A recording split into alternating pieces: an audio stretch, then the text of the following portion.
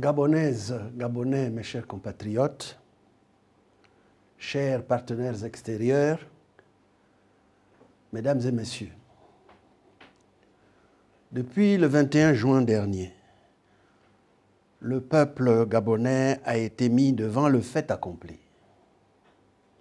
Le régime usurpateur a fait voter en urgence et dans la précipitation la dépénalisation de l'homosexualité au Gabon. Je considère, pour ma part, que sans consultation aucune, un choix a été imposé aux Gabonais et ce choix fait désormais débat et divise le corps social. Sur le fond ou sur la forme, alors que nous vivons un moment historique qui pousse chaque nation responsable à penser le monde post-Covid-19, le monde de demain, cette initiative totalement inopportune, aux allures de diversion, a toutes les raisons d'être condamnée. Qu'est-ce qui justifiait, alors que les Gabonais se battent contre un virus, qu'ils bouleversent complètement leur vie, qu'on s'aventure aujourd'hui à faire voter en urgence, pistolet à la tempe, une loi qui, au lieu de régler un problème, en soulève un autre, la division. Ce régime est en total déphasage avec la majorité de ceux qui se sont exprimés déjà pour prendre position sur ce débat de société. Dans une large et écrasante majorité, les Gabonais ne veulent pas de cette dépénalisation de l'homosexualité. Ils n'en veulent pas. La ficelle est bien trop grosse. Le piège qui consiste à qualifier le peuple gabonais, attaché aux us et coutumes de son pays, et qui s'oppose fermement à cette initiative inopportune, de peuple xénophobe, ne peut convaincre personne. Qui peut croire que ce régime qui a brillé par son inhumanité, notamment en 2016, peut sincèrement se préoccuper du bien-être d'une minorité? Qui peut encore croire au Gabon, à ce régime qui a tant prouvé, par sa criminalité, sa soif effrénée de pouvoir, son aversion pour l'écrasante majorité des Gabonais qui partagent l'envie, le besoin de démocratie, d'alternance, de respect de son vote et de ses droits fondamentaux. Le peuple gabonais, une fois de plus, aura espéré en vain.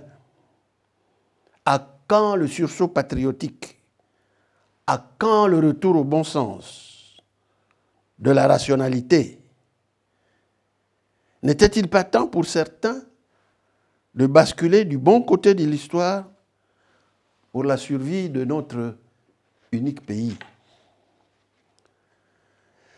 Les initiateurs de cette loi ne semblent écouter ou respecter ni l'expression des populations, ni les us et coutumes de notre pays qui, pourtant, constituent les sources premières du droit.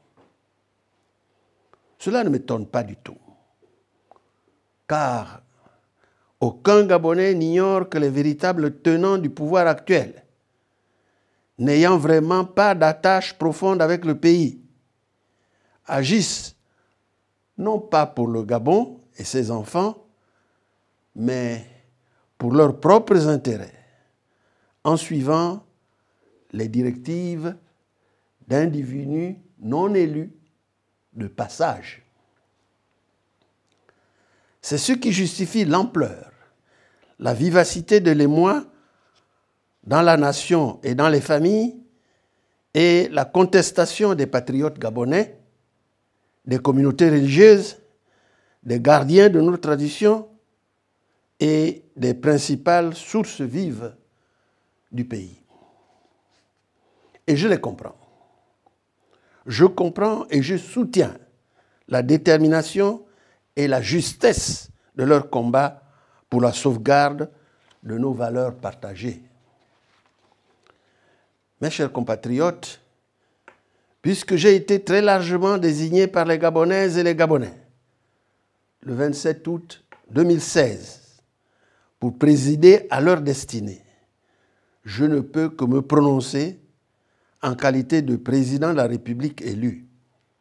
Je rappelle à toutes et à tous que lorsque j'ai sollicité le suffrage des Gabonaises et des Gabonais, je me suis engagé à ne pas les trahir. Et le pacte que j'ai signé avec eux en 2016 m'oblige toujours à les écouter et d'agir au mieux de leurs intérêts, les intérêts de la majorité qui s'est clairement dégagée et nettement exprimée, tout en protégeant les minorités qui existent au sein de la République. Depuis 2016 jusqu'à ce jour, mes discours et mes actes ont permis de vérifier que j'ai toujours œuvré en étant guidé par cette logique fondamentale. J'ai toujours œuvré en étant guidé par cette logique fondamentale. Aussi bien ici au Gabon qu'à l'extérieur du pays, j'ai toujours lutté pour que soit respectée la volonté du peuple gabonais, notamment la reconnaissance de ce que les Gabonais expriment comme point de vue par le vote ou par d'autres moyens d'expression. C'est ainsi qu'il faut comprendre mes orientations, mes discours et mes actes. Je suis et je reste du côté du peuple. Alors, dans ce débat qui cristallise les attentions, que dit le peuple gabonais? Ce que dit le peuple gabonais dans son écrasante majorité n'est-il pas suffisamment audible? Que peut dire un seul instant que je suis allé à l'encontre de cette volonté? Qui peut dire un seul instant que je suis allé à l'encontre de sa volonté? Pour être clair et précis, ici et maintenant, je dis Vox Populi, Vox Dei. La voix du peuple est la voix de Dieu. Dans ce débat inopportun, le peuple gabonais demande qu'une seule chose, le retrait pur et simple de ce texte qu'il considère comme contraire à ses traditions historiques et contemporaines.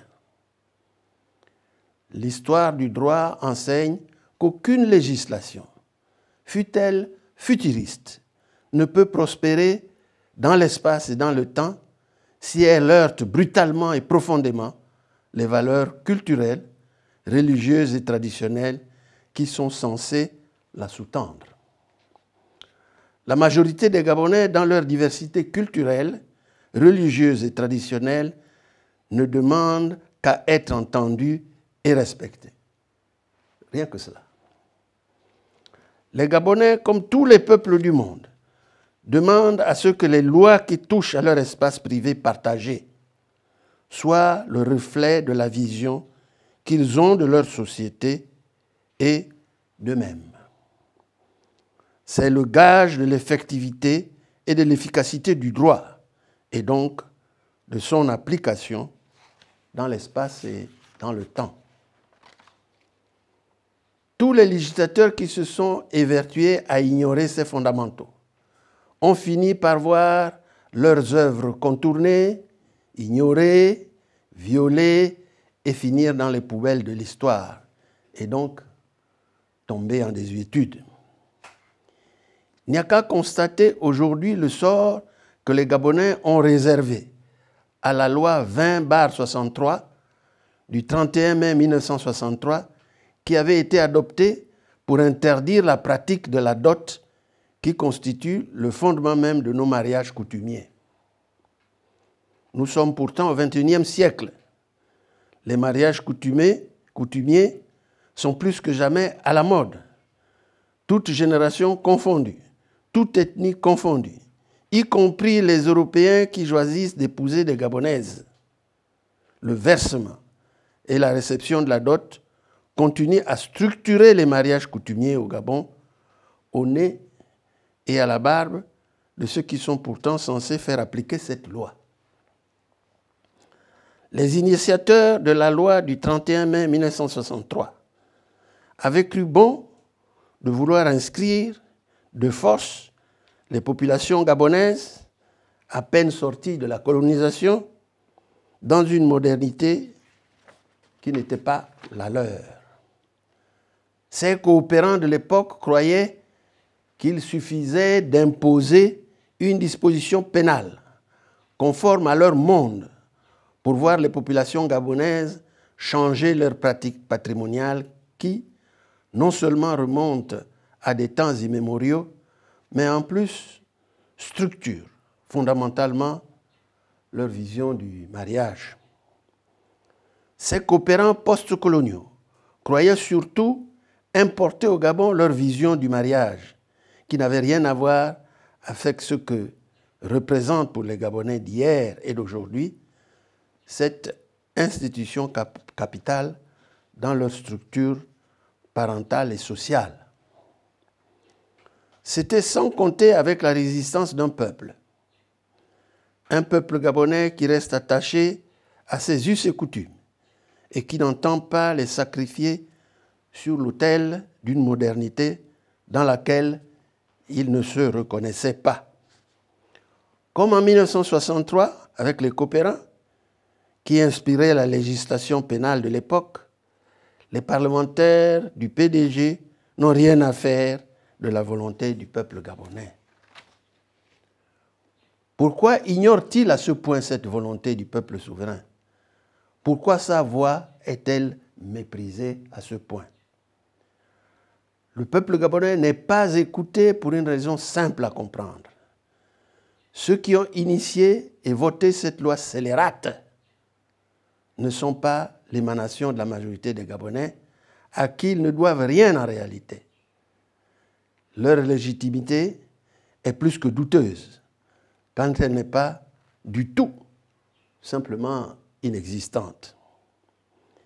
En effet, depuis 2009, c'est par la force des armes qu'Ali Bongo Ondimba a réussi à installer au pouvoir un régime imposteur, usurpateur et totalitaire qui, à l'aide de ses milices, réprime dans le sang toute expression populaire.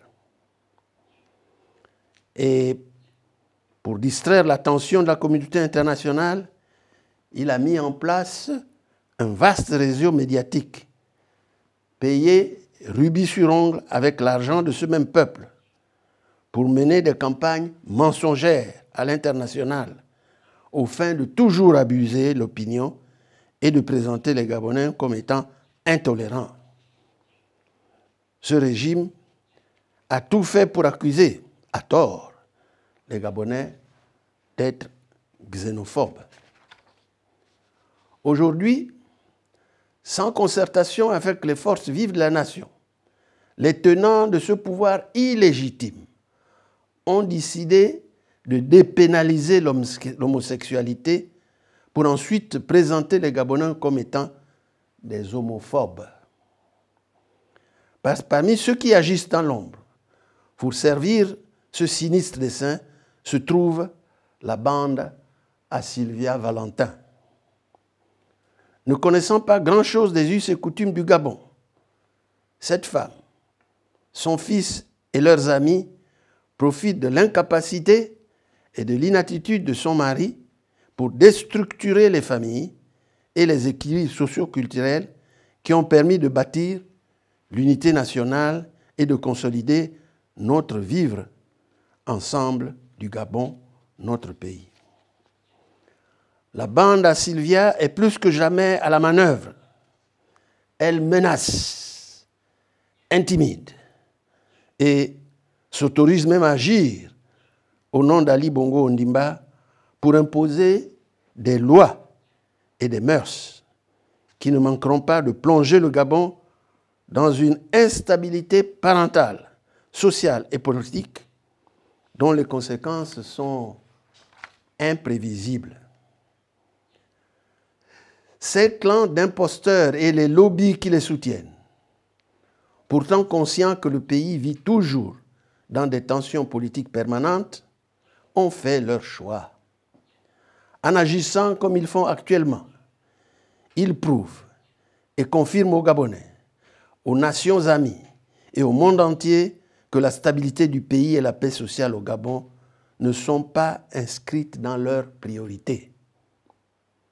En plus du coup d'État militaro-électoral de 2016, en plus de la crise post-électorale et de ses conséquences, ils ont ainsi décidé, avec l'amateurisme et la légèreté qui les caractérisent, d'exacerber les tensions dans le pays en prenant le risque de voir la situation échapper définitivement à tout contrôle. Ce ne sont pas les mesures restrictives des libertés prolongées par le régime imposteur sous le prétexte du Covid-19 qui empêcheront cette tension de continuer à s'exprimer sous d'autres formes. Mes chers compatriotes, en puisant dans notre mémoire collective, l'histoire du Gabon nous apprend que les populations gabonaises savent parfois dire non, avec beaucoup de détermination et de fermeté, lorsqu'elles sont outrées et poussées à bout. N'oublions pas que c'était des Gabonais qui avaient dit non à Omar Bongo à l'époque, lorsqu'il envisageait de faire du Gabon un royaume. De même, les forces vives du Gabon avaient dit non à la continuité du parti unique en obtenant la tenue de la conférence nationale en 1990. C'était également des Gabonais qui se sont levés en janvier 2020 pour mettre fin à la psychose causée par les enlèvements d'enfants. Et chacun peut se souvenir, à volonté, de certains événements qui montrent que les Gabonaises et les Gabonais de tous bords, de toute province, sont capables d'agir au nom du sursaut patriotique. Ce rappel fait, et après avoir attentivement suivi les arguments des uns et des autres, j'invite les patriotes gabonais, de tous bords politiques, de toutes les provinces et de toutes les religions, à ne pas se tromper une fois de plus sur la véritable source de la décadence de notre pays. La déchéance qui frappe notre pays a pour cause fondamentale le fait d'avoir mis à la tête du Gabon des usurpateurs et des imposteurs sans aucune légitimité et qui ne se sentent donc pas redevables du peuple qui les rejette chaque jour davantage. Et c'est justement conscient de ce rejet populaire que ces imposteurs, habités par une haine viscérale envers le peuple souverain, ont décidé de les soumettre par tous les moyens, y compris les humiliations quotidiennes, allant jusqu'à la déstructuration des fondements de la société. C'est inacceptable. L'occasion est donc trop belle pour ces mêmes imposteurs de tenter de nous détourner de la préoccupation du moment, à savoir la vacance de pouvoir au sommet de l'État causée par l'incapacité manifeste d'Ali Bongo Ondimba, dont l'état de santé ne permet plus d'assurer les charges usurpées de chef de l'État. C'est pourquoi les Gabonaises et les Gabonais doivent comprendre qu'il est temps de mettre fin à cette imposture qui n'a que trop duré et qui permet à des dangereux faussaires de diriger actuellement le Gabon. C'est pourquoi il est plus que urgent de mettre maintenant fin au régime anticonstitutionnel illégal et illégitime de Sylvia Bongo et Noureddine, pour que le pays soit présidé désormais par qui de droit et que tous les problèmes qui divisent aujourd'hui les Gabonais soient traités dans le calme, la sérénité et les cadres appropriés. J'interpelle par conséquent les amis du Gabon, d'ici et d'ailleurs. Aidez le Gabon à ne pas sombrer davantage. Aidez le Gabon à ne pas plonger dans le chaos. Car il est évident qu'en s'exprimant comme elles le font, en ce moment, avec clarté et fermeté, les forces vives du pays confirment la rupture avec la membre d'un régime qui n'a plus aucune considération pour le peuple gabonais. Dès les premières heures de la découverte de ce que cachait la révision du Code pénal, on a assisté, parmi les implications immédiates, à l'explosion de la violence. Ceux qui se sont réjouis d'avoir, comme souvent dans ce pays, craché sur la désapprobation collective de la dépénalisation de l'homosexualité n'ont même pas eu un mot pour les victimes collatérales de leurs initiatives irresponsables. Pour ma part, j'appelle le peuple gabonais à ne pas céder au piège qui leur est tendu, d'exposer le Gabon à une stigmatisation que le pays ne mérite pas.